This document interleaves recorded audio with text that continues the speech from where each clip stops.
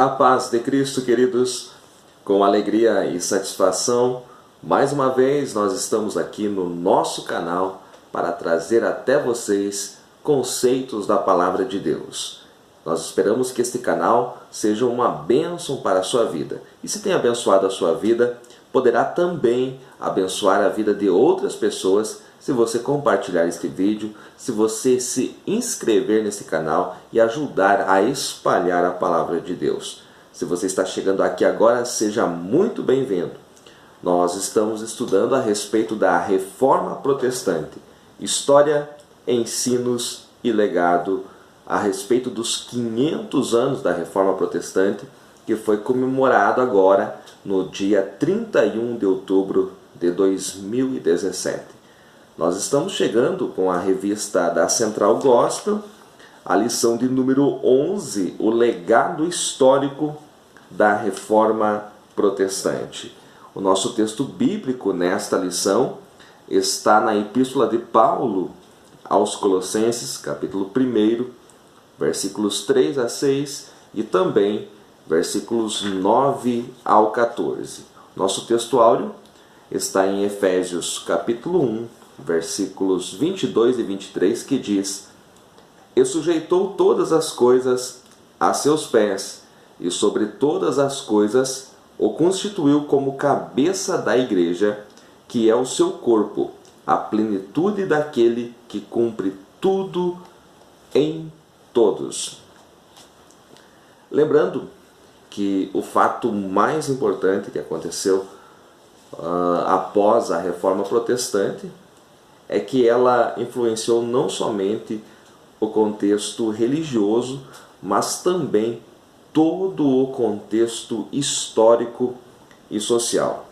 E isso é muito importante porque nós, como embaixadores do Reino de Deus, nós fomos chamados não para sermos religiosos, não para andarmos fechados dentro dos templos, mas para influenciar a sociedade. A própria palavra igreja, no seu contexto original, como vimos na última aula, significa chamados para fora. Então, como igreja, temos a missão de influenciar a sociedade como um todo, e é exatamente isto que nós vamos ver nesta pré-aula, quando você vai ver que a Reforma Protestante ela não foi apenas algo dentro de um contexto religioso, mas influenciou toda a sociedade. O que aconteceu após a Reforma Protestante? Nós podemos ver que houve mudanças no perfil político dos povos. Teve também mudanças na forma de governo eclesiástico. Por exemplo, até então, somente o clero tinha o domínio da religião. A partir de agora, você vai ver que a partir de Lutero e de Zwinglio, a democracia ela foi instituída no meio religioso. É claro, se nós fôssemos adentrar nesse conceito, o modelo que Deus deseja para a sua igreja, o modelo que Deus desejou para Israel como nação no Antigo Testamento, é um modelo teocrático. Quando nós falamos aqui de democracia, é apenas no sentido da igreja como organização. Esse não é o assunto desta aula em si, mas é muito importante ficar claro que o conceito espiritual de governo para a igreja é teocrático. Deus elaborou um reino e não uma democracia, mas para exercer governo dentro da organização, então a partir dos reformadores vai se iniciar aí esta organização democrática. Não somente no meio religioso, mas também houve mudança na política secular influenciada pela Reforma Protestante. Tem algo muito importante aqui na nossa revista que diz: embora o ideal democrático tenha surgido na Grécia Antiga, a prática do princípio democrático, igualitário e representativo só se tornou realidade depois da Reforma Protestante e da ação das igrejas surgidas em decorrência desse movimento.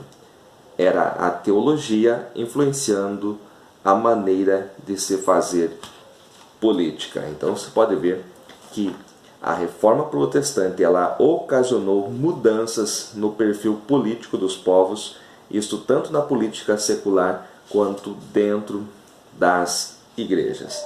Também teve mudança no mapa geopolítico, e aqui o nosso comentarista, pastor Gilmar, ele observa que migraram-se para os Estados Unidos da América muitos povos da Europa, né, liderados ali pelos ingleses, juntamente com os franceses, foram para a América do Norte, Estados Unidos, e formaram também o Canadá. Então você pode ver que houve uma mudança no mapa geopolítico mundial. Esse é um detalhe muito importante.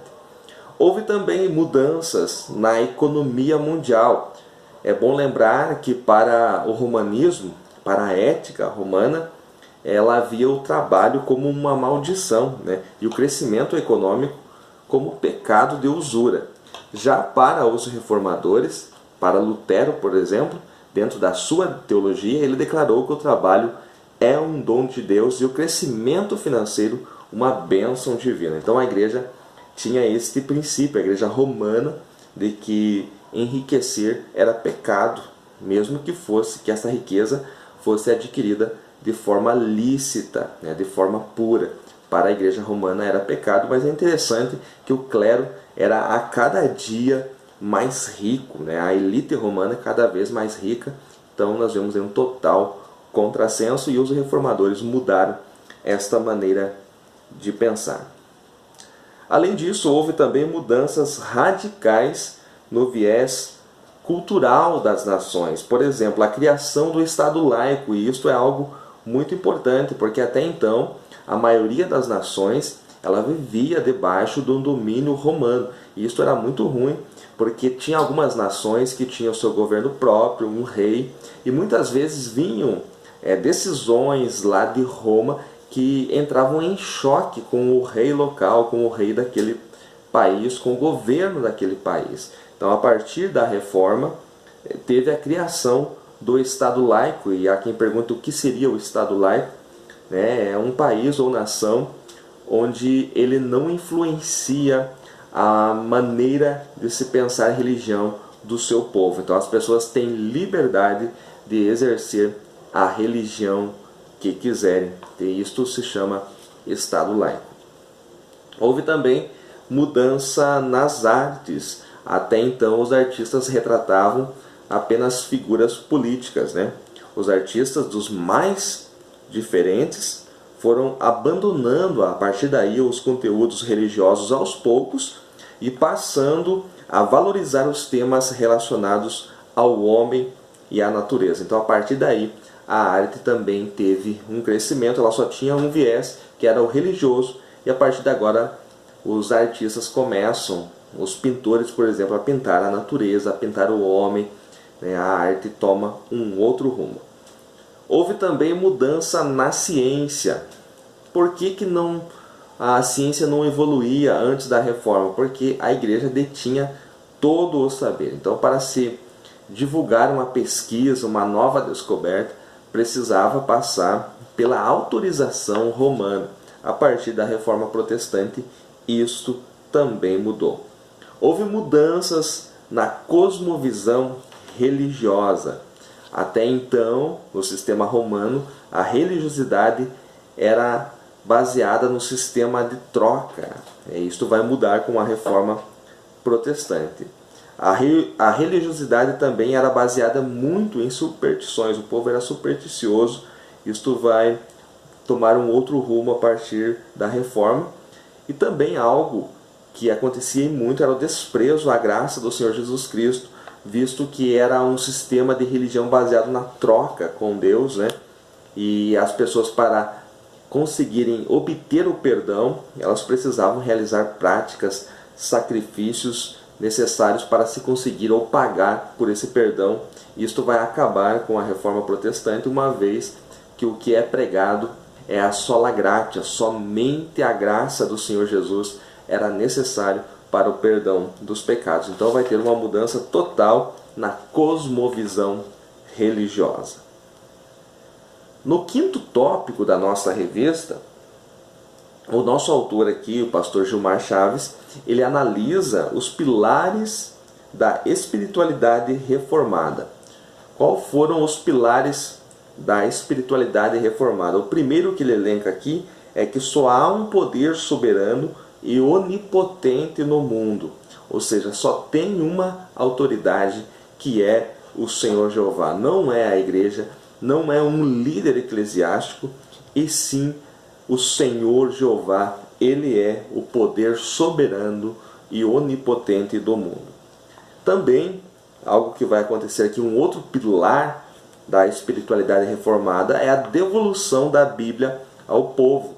É bom lembrar que até então a igreja detinha, os direitos autorais, entre aspas, da Bíblia Sagrada. Somente a igreja tinha a autorização para interpretar a Bíblia Sagrada, e a Bíblia sempre era no idioma latim.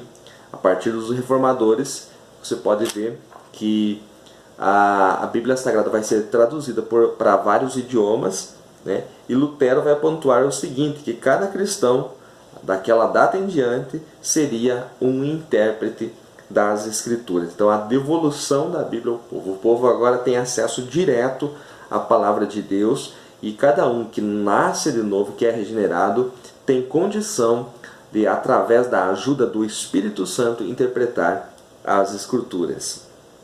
Também a devolução da igreja ao povo.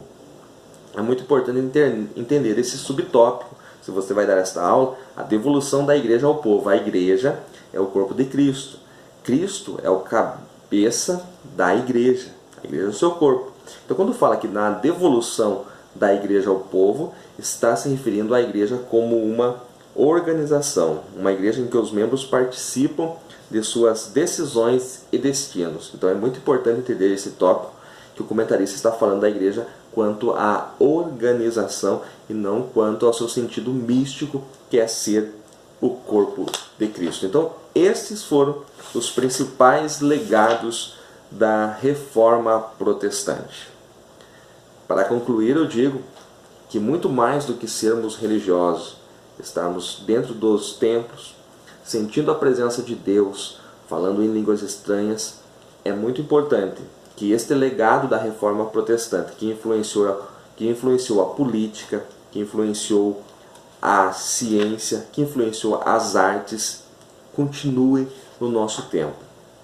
Nós vemos um tempo em que os cristãos têm se fechado, têm estado em suas rodinhas, em seus templos trancados, enquanto aí fora o inimigo de nossas almas tem o domínio da ciência, da política e da cultura. Como embaixadores do reino de Deus, nós temos a missão de assumir a nossa posição em Cristo. Você foi chamado para influenciar não somente os membros da sua igreja, que fazem parte da sua denominação, mas você foi chamado para influenciar a política da sua nação, as artes da sua nação, e todo o sistema religioso e social da sua nação deve ser influenciado por você. Você é um cidadão do reino, você é um embaixador de Cristo, você tem a autoridade do Senhor Jesus em você. Se esse vídeo foi importante para você, não deixe de compartilhar, não deixe de dar aí o seu joinha, e que Deus abençoe a todos em nome de Jesus.